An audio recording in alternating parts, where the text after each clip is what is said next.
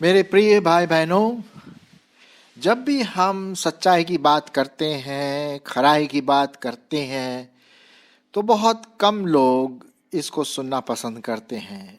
मेरा भी एक समय ऐसा ही था कि जब मुझे खरी खरी बात बताते थे, सच बात बताते थे, तो मैं अपने आप को हमेशा रोकता था, डिफेंस करता था, अपने आप का बचाव करता था, क्योंकि सत्य को ज़्यादातर लोग सुनना पसंद नहीं करते हैं। मतलब एक जनरल जो साधारण जो बातें हैं, आप समझ रहे होंगे, क्योंकि सच क्या होता है? कड़वा होता है। और कड़वा किसको पसंद है साहब? किसी को पसंद नहीं है ना? लेकिन बाइबल जो हमारा परमेश्वर का वचन है, वो सत्य के बारे में बहुत बातें कहता है। बल्कि परमेश्वर का वचन अक्षरशः सत्य है, सच्चाई से भरा पड़ा है, खरापन है उसमें। उसमें कोई पाप, कोई बुराई नहीं, कोई गलत बात नहीं है। जो है सो है। आज मैं आपके सामने इसी सत्य के बारे में, खराई के बारे में, सच्चाई के बारे में कुछ बताना मांगता हूं, जो हर एक विश्वासी के लिए अत्यंत आवश्यक है। अब प्रभु यीशु मसीह ने खुद कहा, मार्ग, सत्य और जीवन मैं ही हूं, बिना मेरे द्वारा कोई पिता के पास नहीं पहुंच सकता। अब देखिए, लोगों को जब हम इस बात को कहते हैं कि यीशु मसीह सत्य है, सत्य मार्ग है, तो वो विश्वास नहीं करते हैं। अरे साहब, वो तो बोलने वाली बात है, लोग ऐसा कहते हैं। लेकिन परमेश्वर का वचन इस बात को दर्शाता है कि यीशु मसीह ही सत्य है और सत्य की गवाही देने वो आया है। पवित्र आत्मा भी इसकी गवाही देता है। तो जब हम प्रभु यीशु मसीह के चेले हैं, जब हम प्रभु यीशु मसीह के बेटे हैं, या प्रभु को प्यार करते हैं, उसको उद्धारकर्ता करके ग्रहण किया और अपने मसीह जीवन में हम आगे बढ़ते हैं, तो ये बहुत ज़रूरी है कि हम सत्य को अपने संपूर्ण व्यक्तित्व में धारण करे रहें। अब लीजिए ना, प्रभु यीशु मसीह ने कई बातें कही जो मैं आपके सामने रखने की कोशिश करूंगा, और आशा है आपके लिए आशीष भरा चुनौती का कारण भी होगा कि आप और मैं इसमें खरे उतरें। पहले मैं आपके लिए पढ़ूंगा यूहन्ना रचित सुसमाचार और उसका 8वां अध्याय और 32 पद। यूहन्ना 8:32 लिखा है, और लिखा हुआ, और सत्य को जानोगे और सत्य तुम्हें स्वतंत्र करेगा। 31 से मैं पढ़ता हूं आपके लिए। तब यीशु ने उन यहूदियों से जिन्होंने उस पर विश्वास किया था कहा, यदि तुम मेरे वचन में बने रहो तो सचमुच मेरे चेले ठहरोगे और सत्य को जानोगे और सत्य तुम्हें स्वतंत्र करेगा। कहने का मतलब ये है कि यदि मैं प्रभु यीशु मसीह में बना रहना मांगता हूं, बना रहना मांगती हूं, तो नेचुरली स्वाभाविक है कि उसको मैं अपना उद्धारकर्ता प्रभु करके ग्रहण करूं, जो शायद आपने किया होगा। लेकिन जब प्रभु में बढ़ने की बात आती है, मसीह उन्नति की बात आती है, तो हमें उसके वचन में भी बने रहना है, क्योंकि वो वचन क्या है? सत्य है। यूहन्ना उसका 17 अध्याय और 17वें पद में क्या लिखा है, शायद आप जानते होंगे। यीशु मसीह ने कहा, सत्य के द्वारा उन्हें पवित्र कर, क्योंकि तेरा वचन सत्य है, सच्चाई से भरा पड़ा है ना? तो अब जब हम प्रभु में बढ़ना मांगते हैं, तो ये बहुत जरूरी है कि हम उसके वचन पर मनन करें। हाँ, तभी तो बात बनती है ना। जब हम उसके वचन पर मनन करेंगे, तभी हम और अधिक रीति से सत्यता में चलेंगे, खराई में चलेंगे, शुद्धता में आगे बढ़ेंगे। तो परमेश्वर का वचन कहता है, जब तुम सत्य को जानोगे, यीशु मसीह को जानोगे, वचन को जानोगे, पवित्र आत्मा को जानोगे, तो सत्य तुम्हें क्या करेगा? स्वतंत्र करेगा। बिल्कुल फ्री, प्रभु में स्वतंत्र हम हो जाएंगे। कोई इस परेशानी की बात नहीं आएगी। परेशानी तो आती रहती है, अरे साहब क्यों नहीं, परेशानी तो आती रहती, लेकिन परमेश्वर हमें उन परेशानियों में से गुजरने में क्या करेगा? सहायता करेगा। तो इसीलिए ये कहा गया, तुम स्वतंत्र हो इस प्रकार से। तो एक बात है हम यहाँ पर देखते हैं। अच्छा, दूसरी बात हम यहाँ पर देखते हैं, दाऊद लिखने वाला जो कहता है, वो इसी बात को दोहराता है जब वो पश्चाताप करता है। पश्चाताप की एक प्रार्थना यहाँ पर है, पाया जाता है भजन संहिता 51 और उसका 6वां पद। शायद आपने ये कई बार पढ़ा होगा। देख तू हृदय की सच्चाई से प्रसन्न रहता है, प्रसन्न होता है, और मेरे मन ही में ज्ञान सिखाएगा। सो परमेश्वर किस बात से प्रसन्न रहता है? सच्चाई से, खराई से, सत्यता से। और इसीलिए मेरे प्रियो, मुझे और आपको सत्य को पहन करके खड़े रहना है, चाहे कुछ न क्यों आ जाए हमें बर्बाद करने के लिए, कि हमें अडिग रहना है। अब यही बात तो हम पढ़ते हैं इफिसियों उसका 6 अध्याय और 14 पद में। सुनिए परमेश्वर का वचन क्या कहता है। इफिसियों उसका 6वां अध्याय और 14 पद, यहाँ लिखा हुआ इस प्रकार से, इसलिए सत्य से अपनी कमर कसकर, ये देखिए साहब, इसलिए सत्य से अपनी कमर कसकर और धार्मिकता की झिलन पहनकर हम क्या करें? तैयार रहे। अब जब हम कमर कसते हैं तो इसका मतलब हम तैयार रहते हैं, चाहे कोई भी समस्या आए, परेशानियां आए, हमें सत्य में अडिग रहना है, सत्यता में खड़े रहना है, क्योंकि हम सत्य के संतान हैं ना, झूठ के संतान तो नहीं है। जो झूठ है और झूठ का पिता जो है वो शैतान है। हम तो पहले झूठ में, फरेब में, उल्टे सीधे कामों में जाते थे, लेकिन अब हम सत्य की संतान हैं, प्रभु यीशु मसीह की संतान हैं, परमेश्वर के वचन को पढ़ने वाले, मनन करने वाले, क्योंकि तभी हमें वो स्वतंत्र करेगा ना। तो ये बात हम यहाँ पर देखते हैं, सत्य तुम्हें स्वतंत्र करेगा यदि हम सत्य से अपनी कमर कसें। सत्य से कमर कसने का मतलब है चाहे कुछ भी क्यों ना हो, हम सच्चाई पर अड़े रहें। कभी कभी मुश्किल हो सकता है, मैं ऐसे नहीं बोल रहा हूं कि मुश्किल नहीं होगा, बिल्कुल होगा, बड़ा चुनौती का सामना करना पड़ता है कभी कभी, और उस समय परमेश्वर हमारी अगुवाई करेगा। जी हाँ। अच्छा, एक और बात हम देखते हैं सत्यता के बारे में, कितना इंपॉर्टेंट, कितना महत्वपूर्ण है ये आपके लिए। आप जो सुन रहे हैं वो क्या सुन रहे हैं? परमेश्वर का सत्य वचन। मैं अपनी ओर से नहीं कह रहा हूं, जितनी भी बातें मैं कह रहा हूं आपके सामने वो परमेश्वर के वचन से, सत्यता से आ रही है। आइए हम एक और चीज देखते हैं। अब वो सामरी स्त्री के बारे में बात कर लीजिए, है ना। सामरी स्त्री जो थी और यीशु मसीह का बातचीत चल रहा था वहां पर, और प्रभु यीशु मसीह फिर वहां पर एक बात कहते हैं, बहुत इंटरेस्टिंग बात है। और वो पाया जाता है यूहन्ना 4 और उसका 23 और 24 पद। सुनिए परमेश्वर का वचन क्या कहता है। परंतु वह समय आता है, वरन अब भी है, जिसमें सच्चे भक्त, सुनिए ये शब्द, जिसमें सच्चे भक्त, झूठे भक्त नहीं, आर्टिफिशियल भक्त नहीं, दिखावटे वाले भक्त नहीं, मनुष्यों को प्रसन्न करने वाले भक्त नहीं, सच्चे भक्त पिता की आराधना आत्मा और सच्चाई से करेंगे, क्योंकि पिता अपने लिए ऐसे ही आराधकों को ढूंढता है। परमेश्वर आत्मा है और अवश्य है कि उसकी आराधना करने वाले आत्मा और सच्चाई से आराधना करें। ये तो है भाई, परमेश्वर का वचन बड़ी साफ रीति से यहाँ लिखा हुआ है। अब जब आप परमेश्वर की आराधना करते हैं, चाहे चर्च में हो या घर में हो या किसी मीटिंग में हो, गीत गाते हैं, वचन सुनते हैं, गवाही देते हैं, जो भी प्रार्थना करते हैं, जो भी आराधना की जो बातें हैं, क्या हम आत्मा और सच्चाई से करते हैं या हमारा मन कहीं और घूमता रहता है? ये प्रश्न है पूछने के लिए भाई। जी हाँ, ये प्रश्न है पूछने के लिए, क्या हम परमेश्वर की आराधना पूरे सच्चे मन से करते हैं या आर्टिफिशियल से करते हैं? गीत तो गा रहे हैं हम, परम पिता की हम स्तुति गाएं, वही है जो बचाता हमें, दिमाग कहीं और है।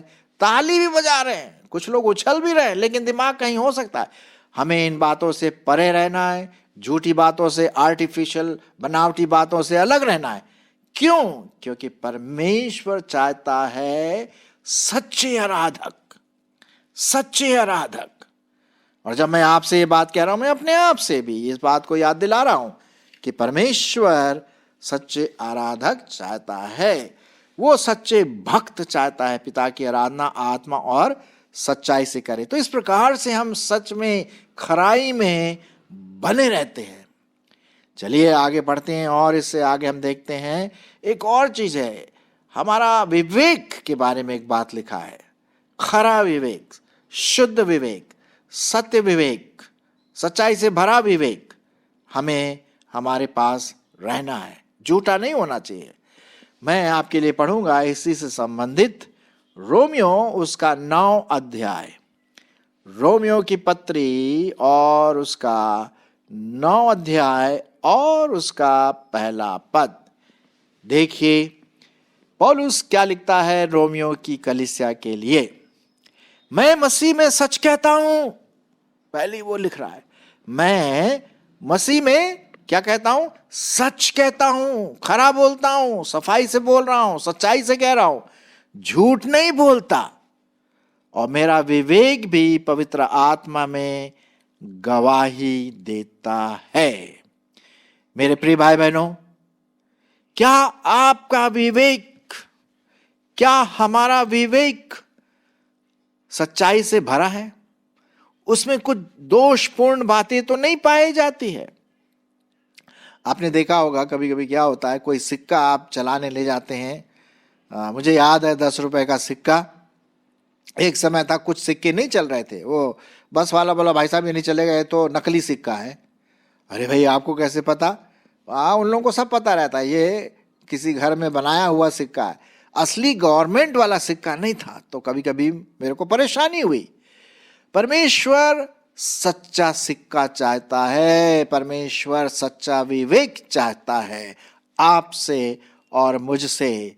यहां पर पौलुस कहता है मैं मसीह में सच बोलता हूं, सच कहता हूं, झूठ नहीं बोलता, और मेरा विवेक भी पवित्र आत्मा में गवाही देता है।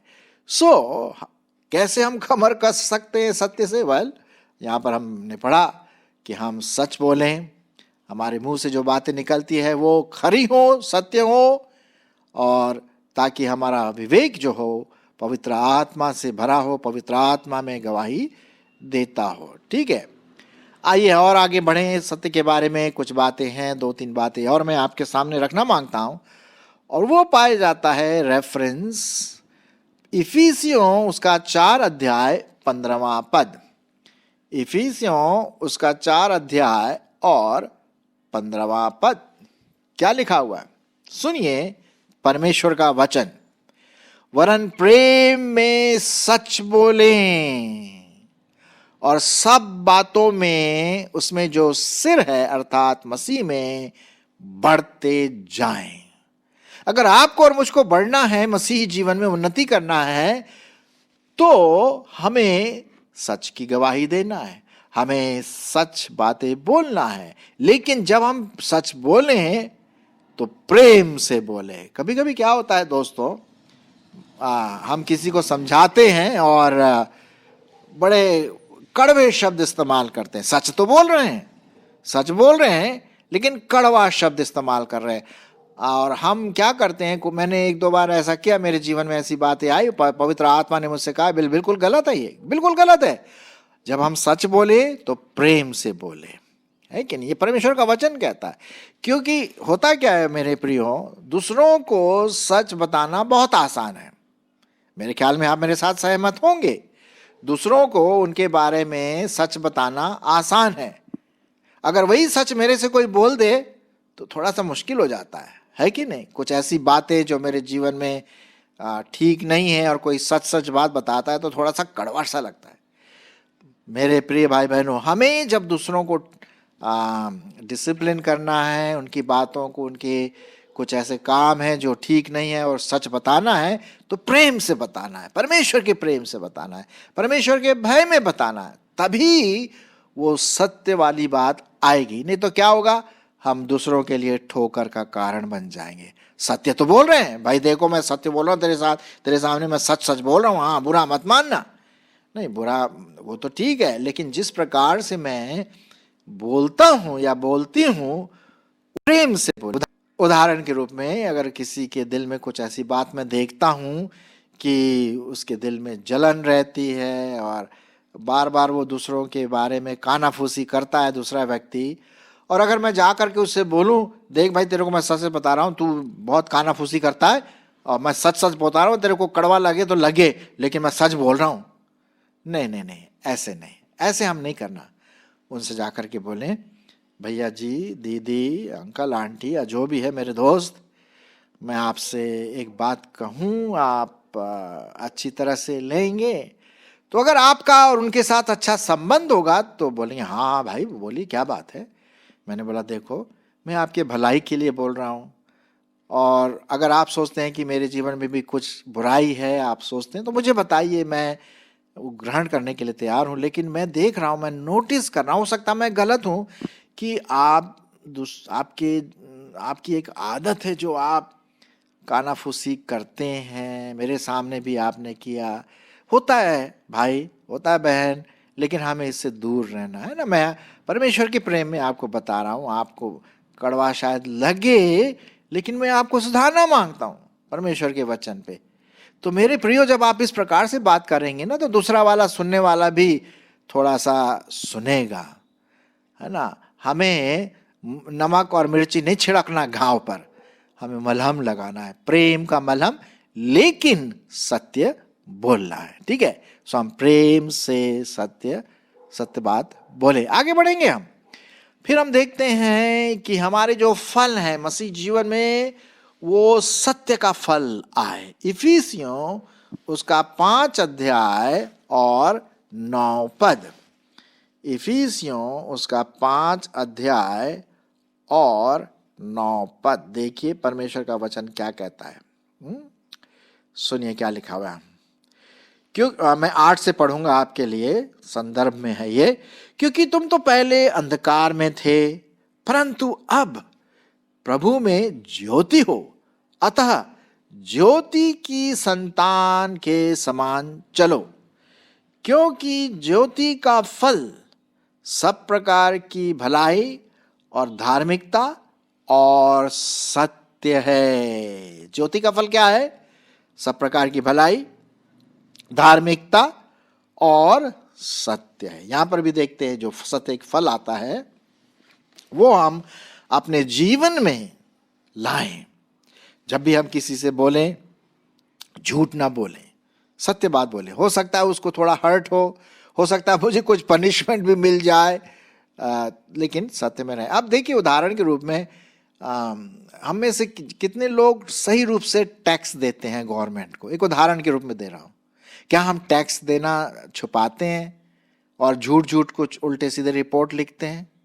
कभी कभी हमारे मसीह भाई बहन टैक्स को ना देने के लिए उल्टे सीधे चीज़ें करते हैं, वाइट मनी, ब्लैक मनी, ये वो। ये नहीं है। अगर आपको टैक्स देना है, अगर आप उसके दायरे में आते हैं, आप टैक्स दीजिए। सत्य वही है। अगर टैक्स देना है और नहीं देते हैं, तो ये परमेश्वर के सामने झूठ बोलना है।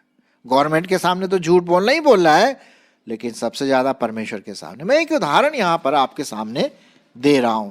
सो हम सत्य की कमर कसकर सत्य का फल लाएं हमारे बोलचाल में, हमारे मानसिकता में, हमारे व्यक्तित्व में। सत्य पूरी रीति से उभरे। तो इस बात का आप ध्यान रखें। फिर एक और बात मैं आपके सामने रखना मांगता हूं, वो पाया जाता है फिलिपियों उसका 4 अध्याय 8 पद। फिलिपियों उसका 4 अध्याय और 8 पद। सुनिए परमेश्वर का वचन क्या कहता है। जो भी बात हम सोचते हैं, जो भी बात हम अपने दिमाग में रखते हैं, वो सत्य से सत्य का पहनावा पहने हो। सुनिए, इसलिए है भाइयों, जो जो बातें सत्य हैं। सुना आपने? इसलिए है भाइयों, जो जो बातें सत्य हैं, जो जो बातें आदरणीय हैं, जो जो बातें उचित हैं, जो जो बातें पवित्र हैं, जो जो बातें सुहावनी हैं, जो जो बातें मनभावनी हैं, जो जो सद्गुण और प्रशंसा की बातें हैं, उन्हीं पर ध्यान लगाया करो। इन्हीं चीजों पर ध्यान लगाया करो। आपका मन, मेरा मन, हमारा मन सत्य की बातों पर ध्यान लगाया करे, तभी तो हम बढ़ेंगे। तभी तो हम स्वतंत्र होंगे पाप से, तभी तो हम जिसे बोलते हैं ना सत्य के संतान कहलाए जाएंगे, क्योंकि प्रभु यीशु मसीह को हम फॉलो करते हैं, उसके पीछे चलते हैं।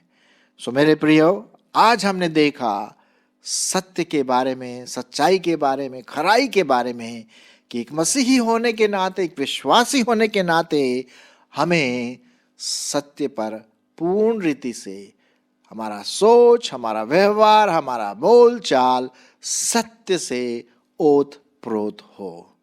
परमेश्वर हमारी इसमें अगुवाई करे।